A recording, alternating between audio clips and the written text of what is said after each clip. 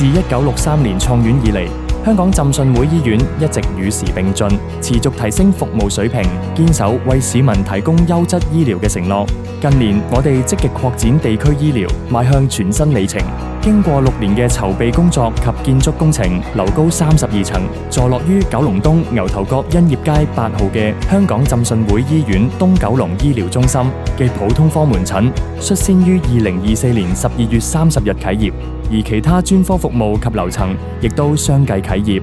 並喺2025年8月中開始全面提供服務。近年，政府致力推動九龍東成為第2個核心商業區。除咗發展區內商業住宅同埋交通基建，亦積極擴展九龍東公營醫療服務。而香港浸信會醫院本住履行社會責任嘅服務宗旨，一直致力配合政府推行嘅公私營協作計劃，特別選址觀塘商貿區，設立全資擁有嘅非牟利私營醫療中心，以補足區內私營醫療需求，為客群提供一個優質、高效嘅一站式日間醫療選擇。作為區內唯一全棟式專科日間醫療大樓，提供服務多元化，包括普通科及30多項專科服務，涵蓋兒科、內科、外科、心臟科、骨科、眼科、耳鼻喉科、精神科、類風濕科等。大樓亦都設有完善醫療配套服務，如靜電子掃描、放射診斷同埋病理化驗等。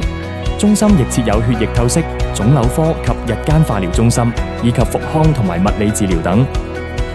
為配合政府基層醫療健康藍圖同埋醫管局服務，中心積極參與慢性疾病共同治理先導計劃及10多項公私營協作計劃，包括普通科門診、疫苗注射、放射診斷造影、白內障手術、腸道檢查同埋血液透析治療等。我哋亦致力優化求診體驗，引入30幾項智慧方案，包括手機應用程式、朕醫通，由預約到應診都能夠清楚把握整個求診流程，簡單方便。全港首部智能機械藥櫃，由機械臂執藥，加快配藥流程，減低錯配風險。氣動運輸系統，透過系統將藥物直送到中心各個樓層，加快病人取藥時間。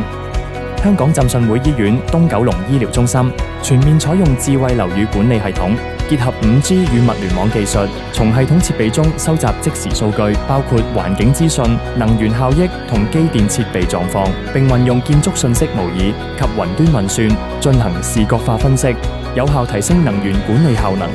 減少碳足跡，實踐綠色醫療。我哋積極履行企業社會責任，將基督嘅關愛精神加以實踐。而東九龍醫療中心亦將會成為醫院另一據點，深化慈善醫療，惠及市民。全面投入服務之後，香港浸信會醫院東九龍醫療中心致力於社區提供專業嘅日間醫療服務，並成為九龍塘總院擴建計劃嘅重要後盾，分擔部分日間專科服務。我哋將繼續以一院多點嘅模式，持續全心全意服務社群，提供優質多元嘅醫療選擇。